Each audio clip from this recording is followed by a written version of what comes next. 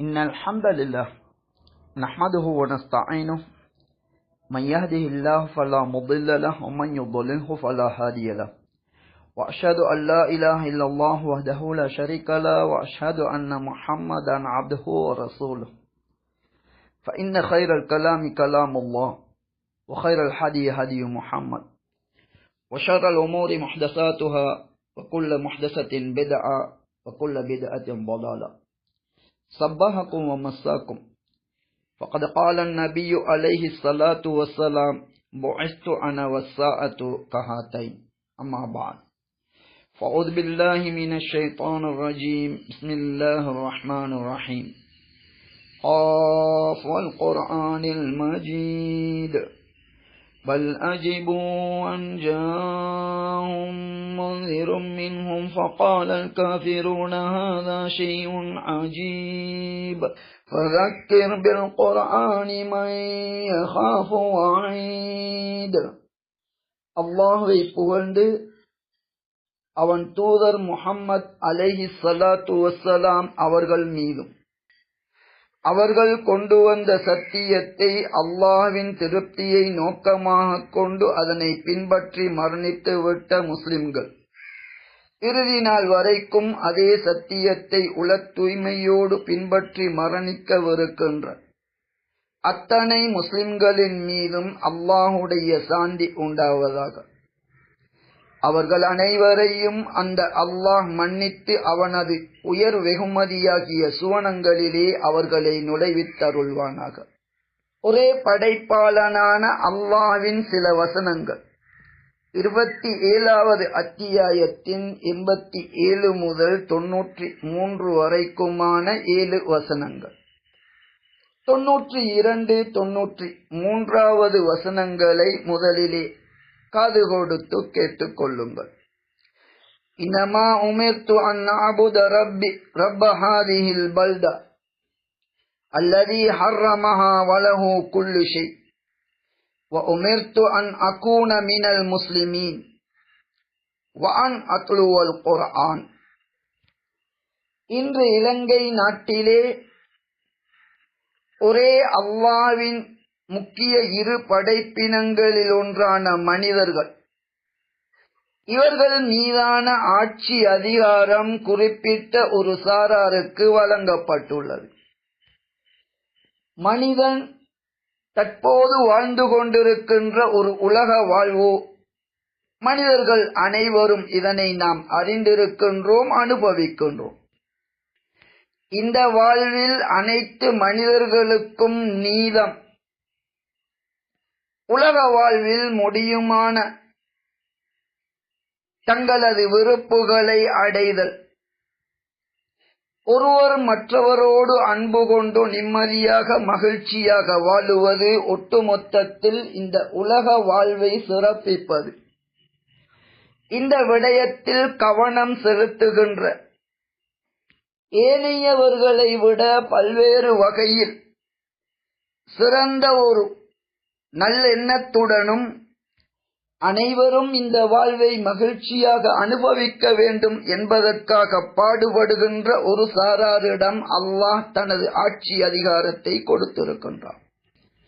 அதே நேரம் இந்த மனிதனுடைய உண்மையான வாழ்வு என்பது இந்த உலக வாழ்விலிருந்து வெளியேறி ஒட்டுமொத்த மனித இனமும் அழிக்கப்பட்டதன் பிறகு ஒரு நாளிலே ஆதம் நபி முதல் இறுதி வரை தோன்றுகின்ற ஒவ்வொரு மனிதர் உட்பட அனைவரும் ஒன்று கூட்டப்பட்டு விசாரித்து அதன் பின்னர் மனித இனத்தின் நிலையான ஒரு வாழ்வு அங்கே வழங்கப்படவிருக்கின்றது. இவ்வாறு மனித இனத்தின் முக்கிய இரு வாழ்வுகள். இந்த இரண்டு வாழ்விலும் மனிதன் சுபீட்சமாக வாழுவதற்கு அல்லாஹ் காட்டுகின்ற வழிதான் அந்த ஒரே படைப்பாளனான அல்லாஹ்விடமிருந்து இந்த பூமிக்கு இறக்கப்பட்ட இறுதியாக தரப்பட்ட அல் குர்ஆன் என்ற வேதமாகும். எனவே அந்த வகையில் மனித வாழ்வு என்பது 2 வகையான வெற்றிகளை அடைய வேண்டும். அதில் ஒரு வகையான வெற்றிக்கு உழைக்கின்ற ஒரு சாராரிடம் இன்று, இதற்கு முன்னர் பல தசாப்தங்களாக மனிதனின் உலக வாழ்விற்கு உழைக்காத பல ஆட்சியாளர்கள் இருந்த நிலையிலே, இப்போது உங்களுக்கு அதனை நாம் தருவோம் என ஒரு சிலர் வாக்களித்து அவர்களிடம் ஆட்சி அதிகாரம் வழங்கப்பட்டுள்ளது. இதே போன்று நாம் மேலே தெளிவுபடுத்தினோம் 2 வகையான மனித வாழ்வு. 2 வகையான வாழ்வையும் சிறப்பித்தமைப்பதுதான் முஸ்லிம்களினது இலட்சியமாகும். எனவே இந்த 2இல் ஒன்றை செழுமைப்படுத்துகின்ற விடயத்திலே இன்றைய இலங்கை ஆட்சியாளர்கள் தம்மை அர்ப்பணித்து செயற்படுகின்றார்கள். அதாவது ஒரே படைப்பாளனை ஏற்று அவனது திருப்திக்காக வாழுகின்ற முஸ்லிம்கள் என்ற சமூகம், இவர்கள் மீதான 2 கடமைகளில் ஒன்றை அடுத்த வாழ்வையே மறுக்கின்ற ஒரு சாரார், பூமியில் உள்ள மனிதர்களின் வாழ்வை மேம்பிப்பதில் முஸ்லிம்களை முந்திக் கொண்டு அவர்கள் செயல்படுகின்றார்கள் என்பதை நாம் புரிந்து கொள்ள வேண்டும்.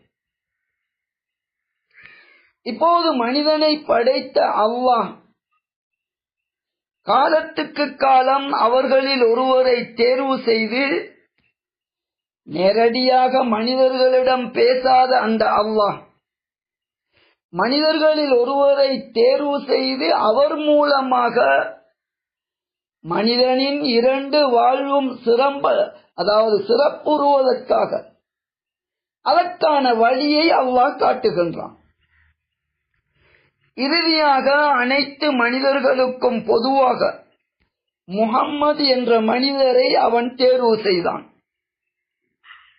அந்த மனிதருக்கு என்ன பொறுப்புகள் வழங்கப்பட்டன என்பதைத்தான் இங்கே நான் ஓதிக்காட்டிய அந்த 27வது அத்தியாயத்தின் 92வது வசனத்தில் அல்லாஹ் கூறுகின்றான்.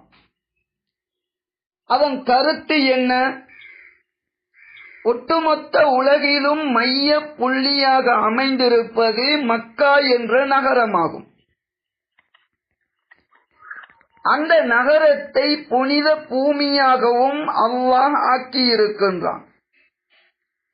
இவ்வாறு அந்த நகரத்தை புனித பூமியாக்கியவன், அதனை படைத்து பரிபாலிப்பவன், முற்றிலும் அவனுக்கு அடிபணிந்து நடக்குமாறு எனக்கு ஏவினான்.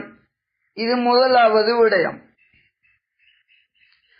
ஒட்டுமொத்த படைப்பினங்களும் அந்த அல்லாஹுக்கு சொந்தமானதாகும். அதே போன்று அவனுக்கு வழிபட்டு நடப்பவர்களில் இருக்குமாறு என்னை ஏவினான். இரண்டாவது விடயம், வஅன் அத்லுவல் குர்ஆன், இந்த அல் குர்ஆனை ஓதி காட்டுமாறும் நான் ஏவப்பட்டுள்ளேன். மூன்றாவது விடயம், தம்மை முஸ்லிம் என கூறுகின்ற ஒவ்வொருவரும் கவனமாக அறிந்து கொள்ள வேண்டிய விடயம்.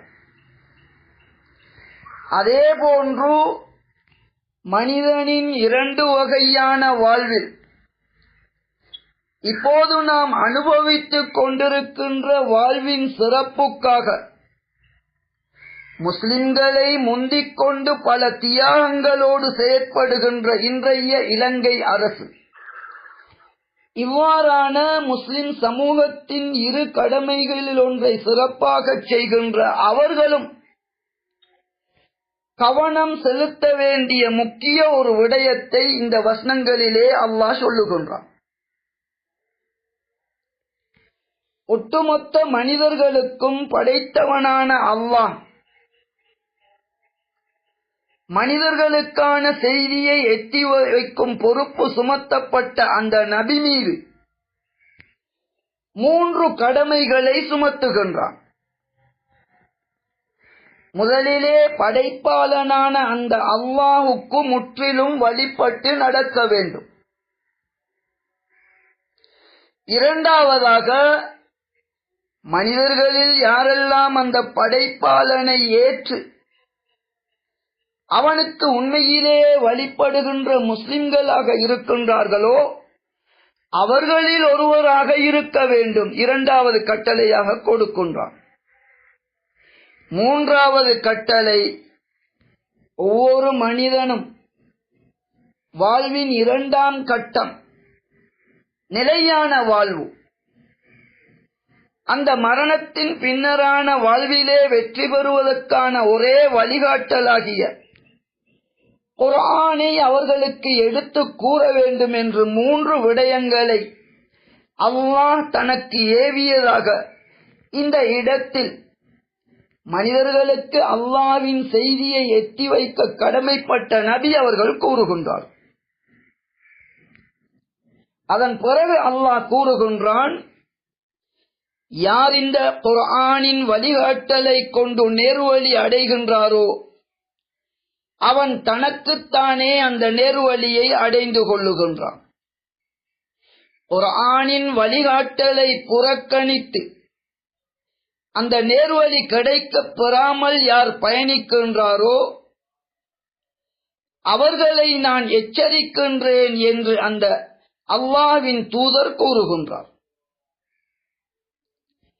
இப்போது நாம் நன்கு புரிந்து கொள்ள வேண்டிய விடயம்,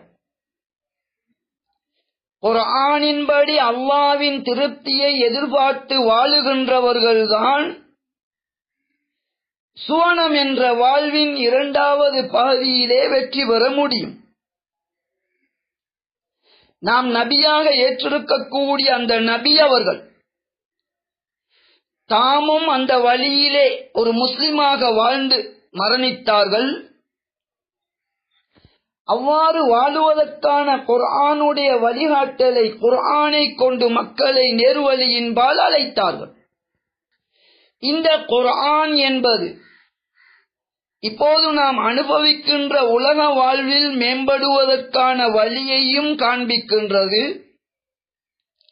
அதனைவிட முக்கியமான மனிதன் மரணத்தின் பின்னரான நிலையான அடுத்த வாழ்வில் வெற்றி பெறுவதற்குரிய வழியையும் காண்பிக்கின்றது. எனவே கலிமா சொன்ன ஒவ்வொருவரும் படைத்த அந்த அல்லாஹ்வுக்கு நாம் அடிபணிந்து வாழ்வதுதான் நபி அவர்கள் தந்த வாழ்க்கை முறை, வழிகாட்டல், முன்மாதிரி என்பதை தெளிவாக மனதிலே பதித்துக் கொள்ள வேண்டும். இப்போது அந்த நபியோடு மனிதர்களுக்கு வழிகாட்டுகின்ற அந்த நபிமார்களின் வருகை முடிந்து விடுகின்றது. அப்படியானால் இன்றுள்ள மனிதர்களுக்கு இந்த நேர்வழியை எத்தி வைப்பது யார்? குர்ஆன் தெளிவாக கூறுகின்றது, வஹீயை கற்று அதனை ஒரு சிலர் மக்களுக்கு எத்தி வைக்க வேண்டும் என்று குர்ஆன் கூறுகின்றது. அவர்களை உலமாக்கள் என்று குர்ஆனிலே கூறப்பட்டுள்ளது. எனவே நபிமார்கள் இல்லாத காலத்தில் நபி அவர்கள் ஓதி காண்பித்த அந்த அல் குர்ஆனை, குர்ஆன் சுன்னா என்ற வஹீயை போதிக்கக்கூடிய உலமாக்கள் ஓதி காண்பிக்க வேண்டும். குர்ஆனை கொண்டு மட்டும்தான் நாம் நேர்வழி அடைய முடியும். இன்னும் தெளிவாக சொல்லுவதென்றால், படைத்தவனின் திருப்திக்காக குர்ஆனை பின்பற்றினால் மட்டும்தான் முஸ்லிம் என கூறுகின்றவர்கள் உட்பட ஒட்டுமொத்த மனிதர்களும் இந்த வாழ்வின் நோக்கமாகவும் இலக்காகவும் படைக்கப்பட்டுள்ள அடுத்த வாழ்விலே நாம் வெற்றி பெற முடியும். உலக வாழ்விலும் சுபீட்சமான வாழ்க்கைக்கு வழிகாட்ட வேண்டிய எமது சமூகம் அந்த விடயத்திலே நிறைய கோட்டை விட்டிருக்கின்றது என்பதை முன்னைய பல ஜும்மாக்களிலே நாம் தெளிவுபடுத்தி இருக்கின்றோம். உலக வாழ்வின் சிறப்பிற்கு தம்மையே அர்ப்பணித்து நீதம், நேர்மை, நியாயம் போன்றவற்றை கொண்டு கையூட்டல் போன்ற கெட்ட விடயங்களை அழித்து ஒருவர் மற்றவருடன் அன்புடன் சுபீட்சமாக வாழுவதற்கு ஒரு வாழ்க்கையை பெற்றுக் கொடுப்பதாக தற்போதைய இலங்கை நாட்டு அரசாங்கம் வாக்குறுதி அளிக்கின்றது. ஒரு முஸ்லிம் இதனை எப்படி பார்க்க வேண்டும் என்றால், ஒரு முஸ்லிமின் 2 கடமைகளில் ஒன்றை முஸ்லிம் அல்லாதவர்கள் நிறைவேற்ற முற்படுகின்றார்கள். எனவே நல்ல விடயத்திலே அவர்களுக்கு நாம் முழு துணையாக இருக்க வேண்டும். இப்போது அந்த அரசாங்கத்தில் உள்ளவர்களுக்கு இஸ்லாத்தின் தூதாக நாம் கூறுவது, முஸ்லிம்கள் செய்ய வேண்டிய ஒரு கடமையை நீங்கள் செய்கின்றீர்கள். படைத்தவனுக்கு முரணில்லாத வரையில் உங்களுக்கு 100% உங்களது நற்செயலிலே நாம் துணையாக இருப்போம். மக்களின் நலனுக்காக உங்களை அர்ப்பணம் செய்து நீங்கள் செய்கின்ற முயற்சி, மக்களில் ஒரு சாராரான நாங்கள் உங்களுக்கு நன்றி செலுத்த கடமைப்பட்டுள்ளோம். உலக வாழ்வின் சுபீட்சத்திற்கு எமக்காக உழைக்கின்ற உங்களுக்கு நாம் எவ்வாறு நன்றி கடன் செலுத்துவது என்பது ஒரே படைப்பாளனிடமிருந்து தரப்பட்ட அந்த அல் குர்ஆனில் இருந்து எமக்கு கூறப்பட்டுள்ளது. அந்த நலவு என்ன, எதிலே இருக்கின்றது என்பதை 2வது ஹுத்பாவிலே தெளிவுபடுத்துகின்றோம். எனவே முஸ்லிம் என கூறுகின்ற ஒவ்வொருவரும் நபி மீது சுமத்தப்பட்ட கட்டளை, மனித இனம் சுவனத்தை பெறுவதற்கு அல் குர்ஆனை ஓதி காண்பிக்குமாறு, அதன்பால் அழைக்குமாறு, அதன் சரியான விளக்கத்தை கொடுக்குமாறு நபி அவர்களுக்கு கட்டளையிடப்பட்டது. நபி அவர்கள் கொண்டு வந்த வஹியை நபிக்கு பிறகு குர்ஆன் சுன்னா என்ற அந்த வஹியை கற்று வழிநடாத்த கடமைப்பட்டவர்கள் உலமாக்கள் ஆவார்கள். எனவே உலமாக்களின் வழிகாட்டலிலே குர்ஆன் சுன்னா என்ற வஹியை படைத்தவனின் திருப்திக்காக ஒன்றுபட்டு அதனை பின்பற்றுவதுதான் ஒரு முஸ்லிமாக இருப்பதற்கு கட்டாய கடமையாகும். நபியை கூட நீங்கள் முஸ்லிம்களில் ஒருவராக இருங்கள் என்பது நபி அவர்களுக்கு கூறப்பட்ட மற்றொரு கட்டளை. எனவே முதலிலே கலிமா சொல்லும் சமூகத்தினரே, நாம் ஒவ்வொருவரும் முஸ்லிமாக இருக்க வேண்டும். முஸ்லிமாக இருந்தால் மட்டும்தான் சுவனம் கிடைக்கும். முஸ்லிமாக வாழ்வதற்குரிய வழிகாட்டல் நபியுடைய காலத்தில் நபி அவர்கள் காட்டிவிட்டு சென்றார்கள். அதன் பிறகு நபி அவர்கள் கொண்டு வந்த வஹியை கற்று உலமாக்கள் அதனை போதிக்க வேண்டும் என அல்லாஹ்வும் தூதரும் கூறுகின்றார்கள். குர்ஆன் சுன்னாவை போதிக்கும் உலமாக்களின் வழியில் அல்லாஹ்வின் திருப்திக்காக வஹியை பின்பற்றி மரணிப்பது எம் அனைவரின் மீது கடமை என்பதை முதலிலே நாம் புரிந்து கொள்ள வேண்டும். அந்த வகையில் உலக வாழ்வின் மேம்பாட்டுக்கு வழிகாட்ட கடமைப்பட்ட நாம் மற்றொரு சாரார் அந்த கடமையை நிறைவேற்றுகின்றார்கள் என்றால் அதிலிருந்து ஒரு பகுதி எமக்கு தரப்படவில்லை என்பது இன்று மிகப்பெரிய பேசுபொருளாக இருந்தாலும் ஒரு முஸ்லிம் அதனை எதிர்பார்க்க வேண்டிய எந்த தேவையும் கிடையாது. உலக வாழ்வை சுபீட்சமாக்குவது அல்லாஹ்வை ஏற்காத ஒரு சாரார் பல தியாகங்களோடு சிறப்பாக செயல்படுகின்றார்கள் என்றால் தாராளமாக நீங்கள் அதனை செய்யுங்கள். அதில் எமக்கு எந்த குறைபாட்டையும் நாம் உணரவில்லை. மக்களின் நலனுக்காக பாடுபடுகின்ற உங்களோடு உங்களுக்கு நாங்கள் முழுமையான ஒத்துழைப்பை வழங்குவோம். இதுதான் முஸ்லிம் சமூகத்தின் அடையாளம் என அவர்களுக்கு நாம் கூறிவிட வேண்டும். அதனை அடுத்து அவர்களுக்கு நாம் செய்ய வேண்டிய, அதே நேரம் அல்லாஹ் எம்மீது சுமத்திய மற்றொரு கடமை இருக்கின்றது. இதனை இரண்டாவது ஹுத்பாவிலே தெளிவுபடுத்துகின்றோம். ஃபஸ்தக்ஃபிரூஹு இன்னஹு ஹுவல் கஃபூருர் ரஹீம். இன்னல் ஹம்தலில்லாஹி நஹ்மதுஹு வ நஸ்தஈனுஹு மன் யஹ்திஹில்லாஹு ஃபலா முضل லஹு வ மன் யுضللஹு ஃபலா ஹாதிய லஹு வ அஷ்ஹது அன் லா இலாஹா இல்லல்லாஹு வஹ்தஹு லா ஷரீக லஹு வ அஷ்ஹது அன்ன முஹம்மதன் அப்துஹு வ ரசூலுஹு அம்மா பஅத். இப்போது இலங்கை நாட்டில் ஆட்சி அதிகாரம் கொடுக்கப்பட்டவர்கள் மனிதன் வெற்றி பெற வேண்டிய இரு வாழ்க்கையில் இந்த உலக வாழ்வில் வெற்றி பெறுவதற்கான, அதற்கு வழிகாட்டுவதற்காக, அதற்கு உழைப்பதற்காக திடசங்கற்பம் பூண்டிருக்கின்றார்கள். இவ்வாறு உலக வாழ்வில் மக்களின் சுபீட்சத்திற்காக உழைப்பது உண்மை முஸ்லிம்களின் 2 கடமைகளில் ஒன்றாகும். 2 வகையான வாழ்க்கையில் தற்போது அனுபவிக்கின்ற வாழ்க்கையை சிறப்பாக அமைப்பது. எல்லோருக்கும் இது பற்றிய அறிவு இருப்பதால், தற்போது நாம் அதனை அனுபவித்துக் கொண்டிருப்பதால், இதிலுள்ள சிரமங்களை நீக்கி நலவுகளை ஏற்படுத்த வேண்டும் என்பதை பொதுவாக மனிதர்கள் உணர்கின்றார்கள். ஏனென்றால் கண்களால் காணக்கூடியது.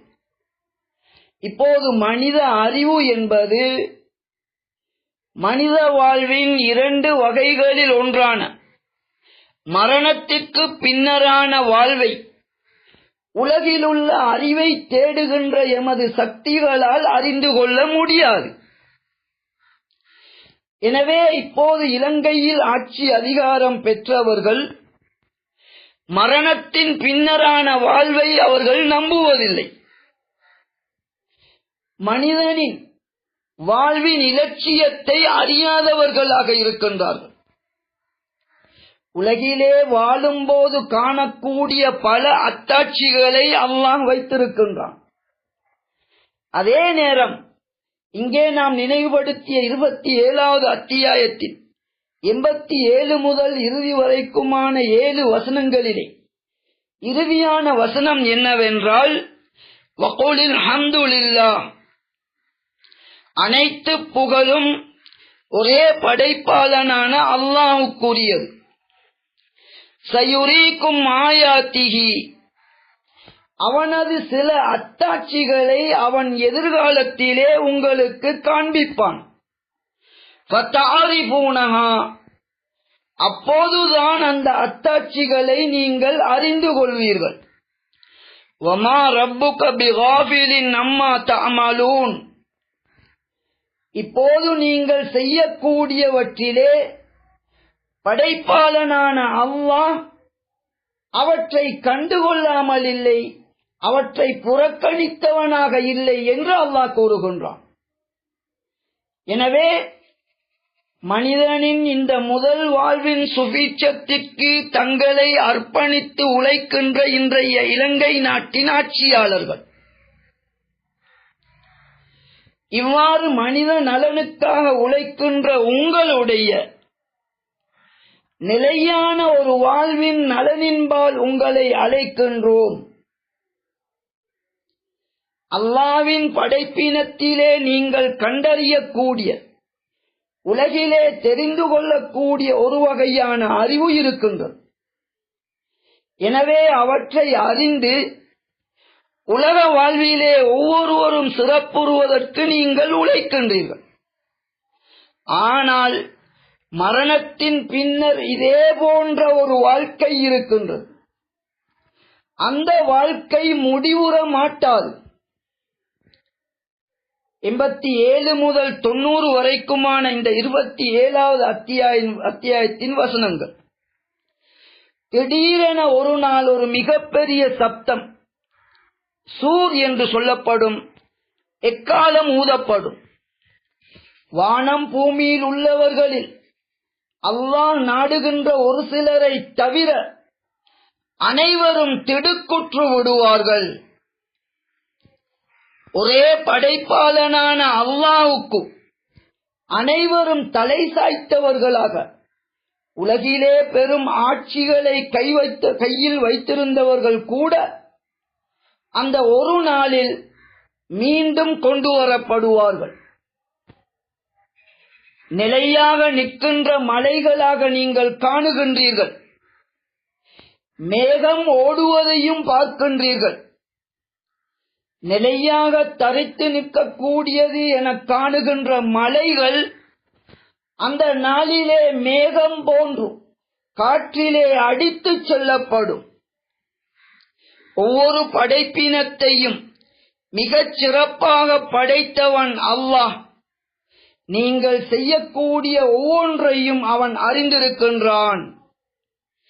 எனவே இந்த உலக வாழ்வில் நல்லதை செய்தவர்களாக அல்லாஹ்வை சந்திக்கின்றவர்கள் அந்த நாளிலே அவர்கள் திடுக்குற்றாலும் அவர்களுக்கு எந்த ஆபத்தும் ஏற்பட மாட்டாது.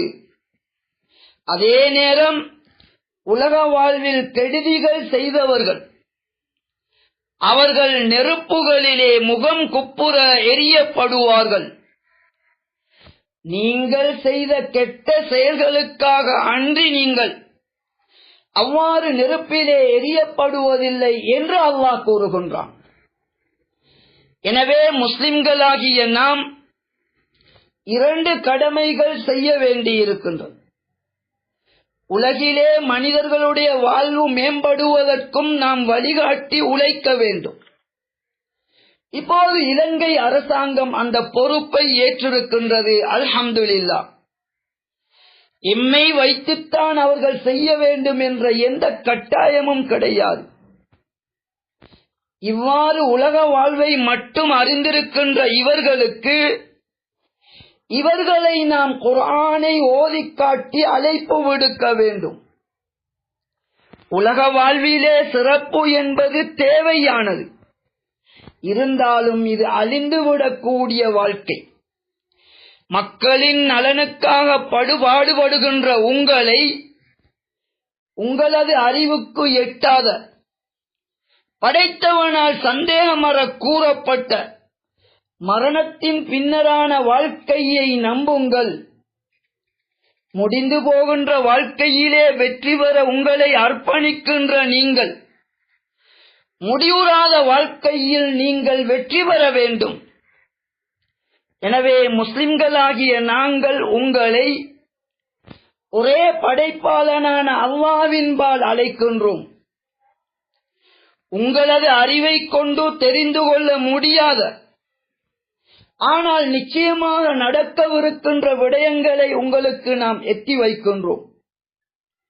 அந்த விடயம் நிகழ்கின்ற போது அதனை நீங்கள் கண்ணால் பார்ப்பீர்கள். எனவே ஏனைய மனிதர்களின் நலவுகளுக்காக பாடுபடுகின்ற நீங்கள் உங்கள் மீது குர்ஆனை ஓதி காண்பிப்பது எமது கடமையாக இருக்கின்றது. மரணத்தின் பின்னரான நிலையான வாழ்வில் உங்களை போன்ற நல்லவர்கள் அந்த வாழ்விலே வெற்றி பெறுவதற்கு அவசியமான கட்டாயமான விடயங்களை நீங்கள் செய்ய வேண்டும். அதில் அடிப்படையானதுதான் ஒட்டுமொத்த படைப்பினங்களையும் படைத்தவன் ஒரே அல்லாஹ். அவனுக்குத்தான் முழு அதிகாரமும் இருக்கின்றது. திடீரென பூமியில் உள்ள வாழ்க்கையை அழிக்க நினைத்தால் எவராலும் காப்பாற்ற முடியாது. எனவே உலக வாழ்வின் மேம்பாட்டுக்காக முயற்சிக்கின்ற நீங்கள் அந்த மனிதர்களில் ஒரு சாராகிய நாம் உங்களது நிரந்தரமான வாழ்வில் உங்களது சுபீட்சத்திற்காக கண்டிப்பாக நாம் உழைக்க வேண்டும். அதனைத்தான் ஒவ்வொரு முஸ்லிமுக்கும் படைத்த அல்லாஹ் கட்டளையிட்டிருக்கின்றான். எனவே எங்களது முதற்கடமை இரு வாழ்விலும் வெற்றி பெறுவதற்கான வழிகாட்டலாகிய குர்ஆனை உங்களுக்கு புரியும் மொழியிலே வார்த்தைகளாகவும் நடத்தைகளாகவும் உங்களுக்கு காண்பித்து உங்களை அழைப்பதென்பது எமது கடமையாக இருக்கின்றது. உலக வாழ்வை மேம்படுத்துவதற்கு நீங்கள் எவ்வளவு தியாகத்தோடு செயல்படுகின்றீர்களோ அதேபோன்று தியாகத்தோடு நிரந்தர வாழ்வாகிய மரணத்தின் பின்னர் நீங்கள் நாங்கள் என அனைவரும் வெற்றி பெறும் பாதையின்பால் உழைப்பவர்கள்தான், அழைப்பவர்கள்தான் முஸ்லிம்கள் என்பதை மிக தெளிவாக உங்களுக்கு நாம் கூறிக்கொள்ளுகின்றோம். உலக வாழ்க்கையில் கிடைக்கப்பெற்ற ஆட்சியில் எம்மை நீங்கள் பங்குதாரர்களாக ஆக்கவில்லை என்பது எமக்கு எந்த ஆட்சேபனையும் கிடையாது. அது பற்றிய கவலையில் நாம் இல்லை. இப்போது உங்களது நலவிற்காக மரணத்தின் பின்னரான வாழ்வில் வெற்றிக்கான வழியை ஒரே படைப்பாளனான அல்லாஹ் கூறியிருக்கின்றான். அந்த குர்ஆனை உங்களுக்கு ஓதி காண்பிக்கின்றோம். அதில் சில வசனங்களைத்தான் இங்கு கூறியிருக்கின்றோம். கண்களால் நீங்கள் இப்போது காணாத அத்தாட்சிகள் இந்த உலகிலே மனித இனம் அழிக்கப்படுகின்ற போது நீங்கள் காண்பீர்கள். ஒரு உதாரணம் அல்லாஹ் கூறியிருக்கின்றான். இந்த பூமியின் சமபாட்டு தன்மைக்கு ஒரு ஊன்றுகோலாக படைக்கப்பட்டிருக்கின்ற இந்த மலைகள் பூமி ஆடாது அசையாது இருப்பதற்கு இவற்றை நட்டி வைத்திருக்கின்றோம் என்று அல்லாஹ் கூறுகின்றான். இந்த பூமிக்கு ஒரு நாள் வரும், அந்த நாளிலே அந்த மலைகள் காற்றிலே சாதாரணமாக அடித்துச் செல்லப்படுகின்ற மேகங்களை போன்று அவை நகர்ந்து சென்றுவிடும். இந்த அத்தாட்சிகளை நீங்கள் இப்போது பார்க்க முடியாது. இப்போது உங்களது அறிவால் சிந்தித்துணரவும் முடியாது. எனவே இரண்டு வகையான அறிவால் சிந்தித்துணரக்கூடியவற்றை நீங்கள் நன்கு உணர்ந்திருக்கின்றீர்கள். மற்றொரு வகையான நிச்சயமான அறிவு, எதிர்காலம் பற்றிய அறிவு அல்லாஹ்வுக்கு மட்டுமே இருக்கின்றது. எனவே அந்த படைப்பாளன் கூறுவதையும் நாம் நம்ப வேண்டும். அதன் அடிப்படையில் இன்றைய இலங்கையின் ஆட்சியாளர்களே, இஸ்லாமிய சமூகமாக உங்களுக்கு நாம் எட்டி வைக்கின்றோம். அனைத்து மக்களது உலக வாழ்வின் சிறப்பிற்காக பாடுபடுகின்ற உங்களுக்கு நாம் வாழ்த்துவதோடு உங்களுக்கு முழு துணையாக நிற்போம் என்பதை வாக்குறுதி அளிக்கின்றோம். எமது நலவுக்காக பாடுபடுகின்ற உங்களுக்கு மரணத்தின் பின்னரான வாழ்விலே நீங்கள் வெற்றி பெற வேண்டும் என்பதற்காக நாம் உழைக்கின்றோம், அழைக்கின்றோம். எனவே குர்ஆனின் குறைந்தபட்சம் இந்த 7 வசனங்களை நீங்கள் கருத்தூன்றி படியுங்கள். அதன் மூலம் மரணத்தின் பின்னரான வாழ்வு பற்றிய அறிவை பெற்றுக் கொள்ளுங்கள். உலக வாழ்வை விட மரணத்தின் பின்னரான வாழ்வு அது அழிவற்றது, நிரந்தரமானது என்பதால் அங்கு நன்மைகளோடு அல்லாஹ்வை சந்திப்பதற்கு வருவதற்கு நீங்கள் தயாராகிவிடுங்கள். தீமைகளோடு படைத்தவனை மறுத்து அவனது வழிகாட்டலாகிய குர்ஆனை புறக்கணித்து நடந்தால் மிகப்பெரிய தண்டனையிலே நீங்களோ நாங்களோ யாரெல்லாம் குர்ஆனை புறக்கணித்து வாழுகின்றார்களோ அவர்கள் அனைவரும் நிரந்தர தண்டனையை பெறுவார்கள். எமது நிரந்தர வாழ்க்கையிலே நாம் தோல்வி அடைந்து விடுவோம் என்பது பற்றி அனைவருக்குமே நாம் எச்சரிக்கின்றோம். எனவே முஸ்லிம்களாகிய நாம் குர்ஆனை நடத்தையிலும் வார்த்தையிலும் ஏனைய சமூகங்களுக்கு எத்தி வைக்க வேண்டும். குறிப்பாக இலங்கை நாட்டில் உலக வாழ்வை மேம்படுவதற்கு பாடுபடுகின்ற மாற்று சமூகத்தினர், படைத்தவனை மறுக்கின்றவர்கள், அவர்களிடமிருந்து அதிகாரம் கிடைக்க வேண்டும் என்பதில் போட்டி போடுவது குறியாக இருப்பது முஸ்லிம்களின் அடையாளம் அல்ல. அவர்களே தங்களது வாழ்வை அர்ப்பணித்து ஒட்டுமொத்த மக்களின் நலனுக்காக பாடுபடுகின்ற நிலையில் முஸ்லிம் சமூகத்தின் முதன்மை கடமை அத்தகைய நல்லவர்களின் மரணத்தின் பின்னரான வாழ்வில் வெற்றியின்பால் குர்ஆனை ஓதிக் காட்டி அவர்களை அழைக்க வேண்டும். இவ்வாறு ஒட்டுமொத்த மனிதர்களும் ஒரே படைப்பாளனான அல்லாஹ்வின் வழிகாட்டலாகிய குர்ஆனை படித்துணர்ந்து பின்பற்றி வாழ்ந்தால் உலக வாழ்வும் மேம்படும், மனித வாழ்வின் இலட்சியமான மரணத்தின் பின்னரான வாழ்விலும் நாம் வெற்றி பெற முடியும்.